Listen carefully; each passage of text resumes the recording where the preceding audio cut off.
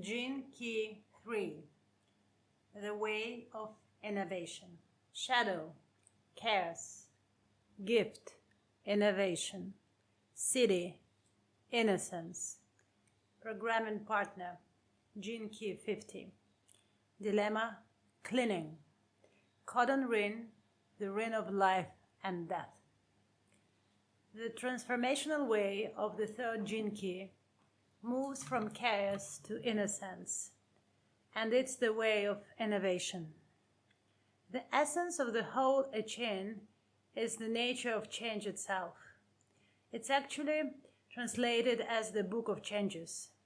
Yet because we humans find change so difficult, this hexagram is translated as difficulty at the beginning. No matter who or what we are subject to constant change. It's been said by the Buddha, in fact, that the only constant is change, impermanence. When we let that truth in, it's very uncomfortable, at least at the beginning. This gene key is all about the process of letting change in. We have to let it into our heart, body, and soul. This is a contemplation on change. We can see here that the dilemma is clinging. We naturally cling to the structures around us when change comes. Structure gives us the illusion of security.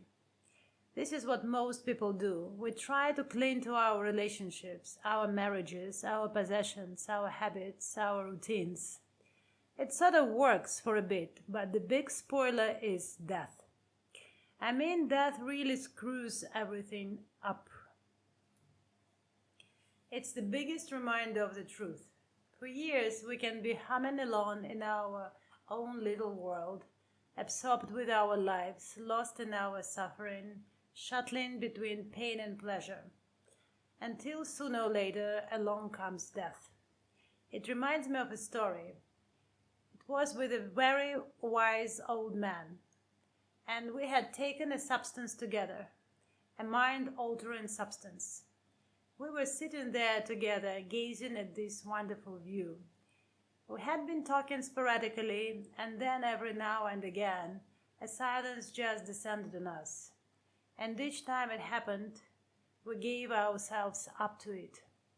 In the middle of one of these sweeping silences, suddenly, out of the blue, came the words, "All roads lead to death."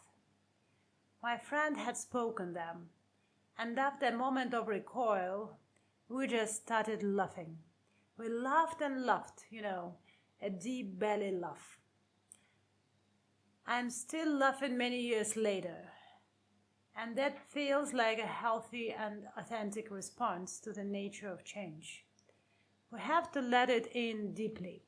It has to get past some resistance, some clinging. There's a lot of clinging in us. Our lives are surrounded by anchor points. Some of our greatest anchor points are our relationships. My greatest anchor points are undoubtedly my children. But can we love those who are closest to us and not cling to them? That is a great challenge. We tend to have clinging with the things we love the most. The clinging actually creates interference. When we cling, it's because we have not quite moved into unconditional love. We create chaos. This is the shadow of chaos. It's chaos because the love is tainted by fear. When we contemplate this gene key, we can look at our anchor points, our jobs, relationships, homes, clothes, bodies. All these things give us the illusion of stability. When we are threatened with losing one of our anchor points, it shows us our clinging. It shows us the hidden chaos. It doesn't create the chaos. It shows us that it's already there. We often think of chaos as a hurricane or a tempest or something awful, but it's often very subtle. It's an undercurrent. It's an anxiety, a nervousness, a deep and hidden fear inside. Just seeing our anchor points begins to change our relationship to the world around us. We'll begin to release them. We'll begin to pull up those anchors, and it won't feel safe. Not in the beginning. It's difficult. It's terrifying. We'll feel a deep discomfort in our stomach, our belly. It's the chaos. It's the vibration of our attachment, our clinging. Let us imagine ourselves without any anchor points. Who are we? What are we? Do we have a name? Can we let that one go as well? That's the question of this gene key. It cuts deep inside us. We can see how it's connected to its programming partner, the 50th gene key, corruption. We are corrupted. We aren't who we really are. We are clinging to all these illusory anchors. At the outer end of the spectrum is harmony, at the 50th city. Harmony and chaos. Chaos is the process of coming back into harmony. We have to enter deeply into the chaos inside. We have to dig into the cellular memories, the false belief systems, the mind maps, the emotional fixations, the desires. I recommend we go deeply into this gene key and contemplate our anchor points. Let your awareness dig out the roots. There's something magical in this gene key, and it's love. Clinging is just incomplete love. It's love that hasn't quite gone the whole way yet. Just love a bit more deeply. Unconditional love vaporizes the anchor points.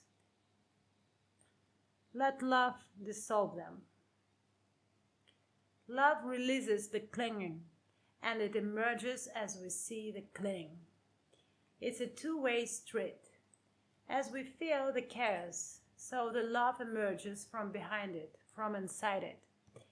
If we have this gene key prominent in our profile, then our whole life's lesson is to love more and not run away, which is the shadow pattern. The third shadow wants to change the outer in order not to feel unsafe. It tries to create another anchor before the old one gives away. What a thankless task that is. We are projecting our inner chaos onto our outer life, which is awful. Contact the places within where the tremor of chaos comes to the fore. Cultivate that habit. It feels unpleasant, but after a while, more love grows as we root out the weeds. And remember, we need not run away. Changing the circumstances on the outside is not going to help. It will be just a distraction. We need to be courageous and uproot the fears. They are right inside us. We'll find a new life emerging, a new gift, a sense of spaciousness and laughter. There's so much laughter within this gene key. We just need a little courage to go within through contemplation, meditation, intuition. Take heart. The difficulty is only in the beginning, but most people never begin this work. It's not surprising. Who willingly goes into chaos and discomfort? Be the one who does. It's there anyway. It just needs to come to the surface, and then everything becomes easier. The third gift, innovation. The essence of the evolutionary impulse is this. In order to survive, life must embrace change. It must adapt and innovate. Everything in the universe is spinning. All the spheres, all the stars, every photon, every cell, every atom, they all have a whirlpool at their core. Life breathes change into its lungs and exhales innovation. This is a beautiful subject to contemplate. Think about nature. There's this truth we've all heard that nature abhors a vacuum, and yet this is the origin of innovation. Out in my garden, if I cut down a small bush, then immediately something else starts growing there. something adapts itself and sprints into that space. It's a miracle. I sometimes do this experiment in my house. We have this beautiful big kitchen where almost everything goes on in our house. And in the middle is this big table, like most kitchens. My aesthetic sense really enjoys coming into that room and seeing a clear table. Just the beauty of the wood and the cleanness of the space. You know what I mean. But I have 3 children, and the moment they see an empty table, some gene inside them just goes, "Quick, get something on that table. This isn't right." This is my experiment, and you'd be amazed at the amount of stuff that comes pouring out of the cupboards onto that empty table. And then, of course, they forget to put it away, but that's another story.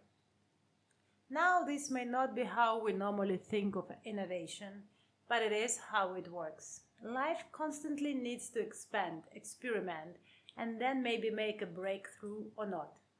Think of all the innovations that fail. You know, when I was a boy, I had this book of innovations that had failed. It's hilarious. Flying machines with flapping wings and things like that. The very nature of innovation is to keep failing until there's success. Hence the passing through chaos phase. The first thing about this third gift is that we have to be okay with chaos. We can't be freaked out by chaos. If we don't embrace chaos, then we'll have a very difficult life. It's why this gene key has a lot to do with the inner child and with children, because children embrace chaos so effortlessly. We adults, we all have children inside us somewhere. The third gift is about reawakening that spirit of youthful play inside. It really helps to spend some time around children if we have this gift or are contemplating it. The way a young child plays is so exquisite, especially on their own. My young daughter was upstairs this morning with all her beads and counters and buttons, and she was sorting them into boxes and bags, and her toy panda was buying them. They had become sweets and lollies and things like that. She was just lost in this world. It's captivating. She's just innovating unconsciously. What innovation often does is take something it's seen like that and then repeats it but in a new way. And as it's repeating it, it stumbles spontaneously onto a new idea. That's exactly how DNA replication works. Mutations are innovations. Some might say they're mistakes, but that's adding a judgment. They are simply changes. What then makes a successful innovation as opposed to an unsuccessful one? Well, think about our bodies. Innovation is going on there all the time. The miracle of our body has come about because of innovation. Cells dividing, subdividing, splitting, replicating, trying out new patterns, and on and on. We are an evolutionary machine. Sometimes the innovations don't work. That's what cancer is. It's the cutting edge of the innovation. It can eventually kill the organism. If we give life enough time, it will eventually work out how to create an immortal body. Individual bodies are its experimental ground. If some die along the way, that's part of the price evolution has to pay to perfect itself. We have to realize that this is what evolution is doing. We may think it's random, but most people who have studied anything in depth will tell you that that's impossible. It's as though life has a goal in mind and it will relentlessly pursue that goal. It's the same with acorn. The acorn has a goal. It has a pattern that it works towards, and it innovates, and if the conditions are right, it will eventually become an oak tree. Life itself is that acorn. It has a hidden plan, and that plan is to perfect itself, to attain physical immortality. That's something to ponder, and you know what? The only way to get there is by coordination, by working in harmony. That's the problem with those cancer cells. They go against the whole, or do they? In the bigger picture, maybe they actually provide the key. Life needs to know how not to do it, so that it can then succeed and have a breakthrough. We humans are in the midst of this game. We are a part of life's plan. Life has to engineer its own spontaneous breakthroughs, and we are one of those, and will go so much further. If this current race of humans does not manage it, then another race of creatures will spring up in our place in a few billion years. Life can't be stopped. It will stop short of nothing but God. The secret of innovation is coherence. We have to create a pocket of coherence in the chaos. When we do that, we bring order to the chaos, and the more coherence we create, the more organized the cosmos becomes. The order actually exists already within the chaos, just as the city exists inside the shadow of the oak within the acorn. It's all just enfolded, and innovation is the unfolding mechanism. It looks random, but it isn't. It all follows a pattern and a timing. How do we apply this in our life? How can we create this coherence around us? One of the best ways is to get in touch with the ideal inside us. The ideal is where we are heading. Contemplate the cities. Contemplate them over and over, just as the acorn contemplates the oak tree through its every tiny innovation. Let our whole life be a passage of perfection towards that city, without ever needing to leave the present moment. We are allowed to be in unfolding. We can still be in the now and be in a state of unfolding. Bring our awareness over and over to the oak tree. It won't be the same oak tree that will become, because ours is just an echo, a future memory still to come. But the impulse is true. Let our joyous unfolding be creative. When we contemplate the city, we'll feel a great upsurge of creativity. We'll naturally begin innovating as our energy transforms the raw material of the shadow state into a higher coherence. Innovation feels so good, it's so delightful, it's a good addiction, and this gene key does have a bit of an addictive character to it, in common with the 24th gene key that is part of the same codon ring. This is good addiction, especially when it's put into the service of a high ideal. Innovation without that ideal can easily become a cancer, as we see so often in the world around us. We see how many of our scientific innovations, brilliant though they are actually destroying the world we love. That's because they are not rooted in a high ideal. Use the tremendous creative energy of this gene key and pour it into an ideal, because that's the only way it won't drive us mad. The third city, Innocence. I was listening to a physicist the other day, and he was postulating how a universe like ours might come to be created. He said that this universe most likely came out of another universe, which made me chuckle in itself.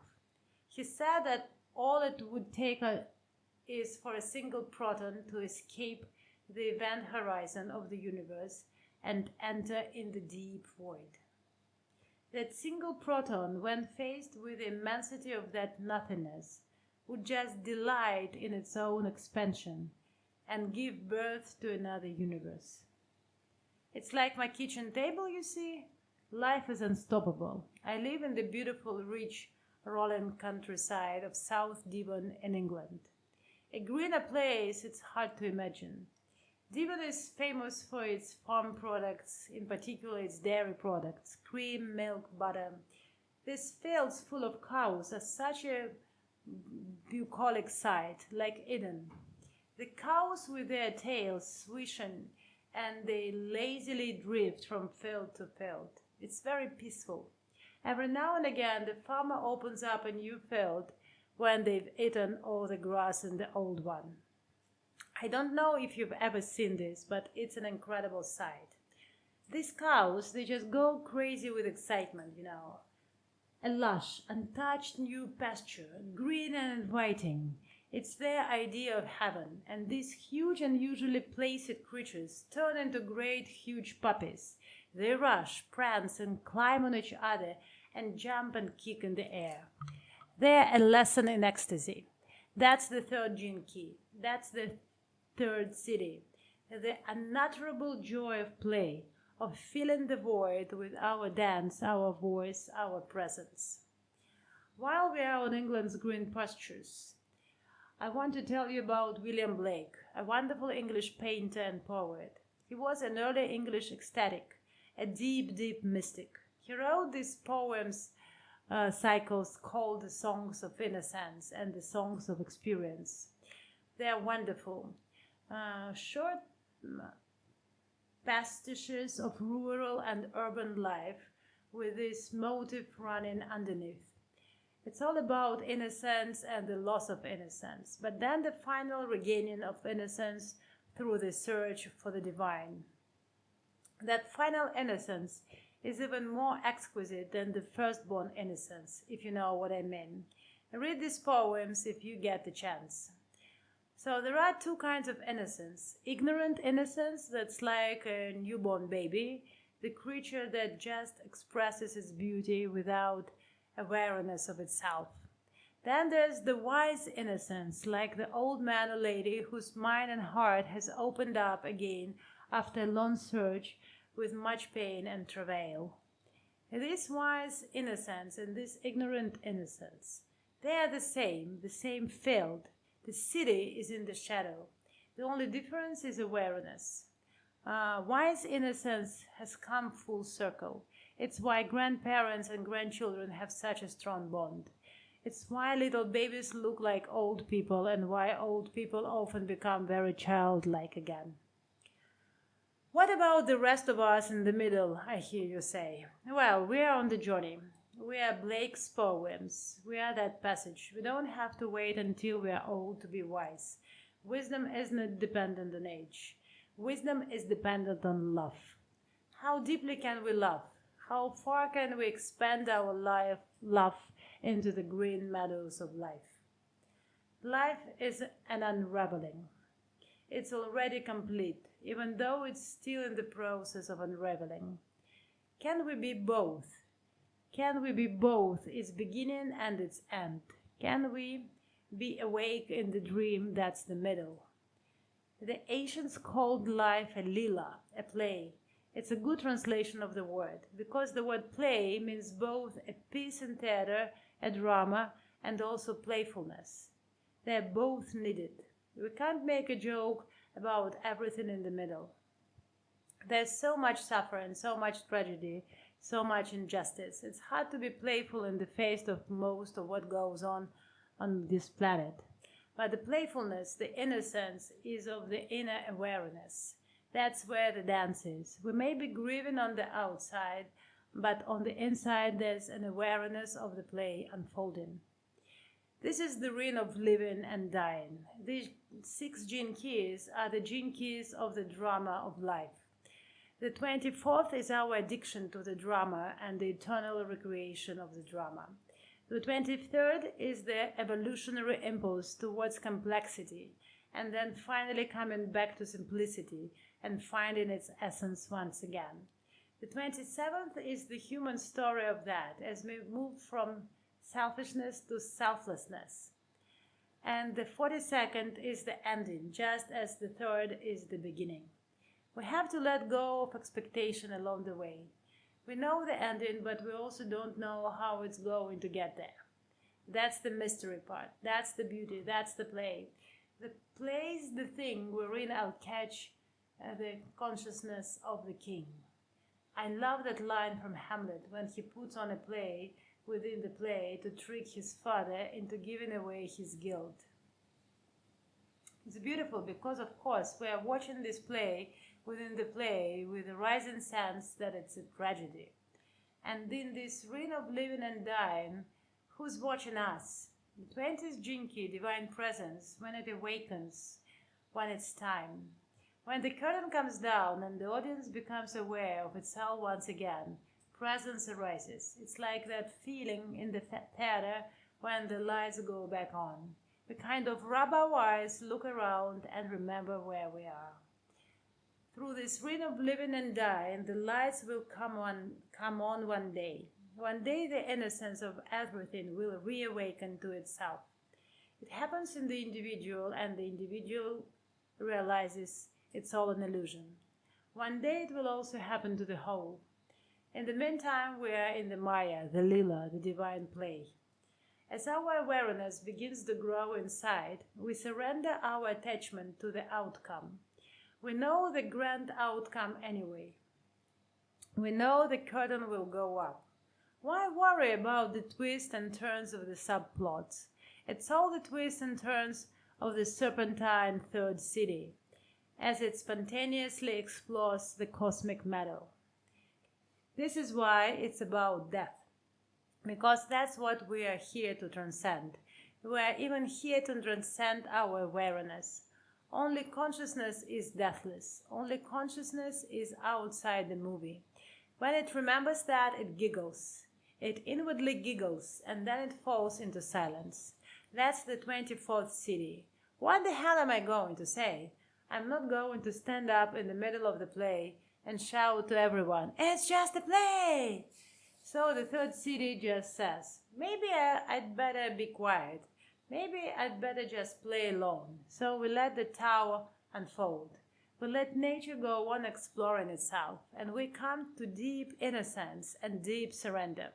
The game is over, but the play still goes on. What a mystery, what a wonder, to be love. That's the thing, to be love. Every city ends the same way, without ending. The mind says, but there must be an ending, everything needs to end at some point.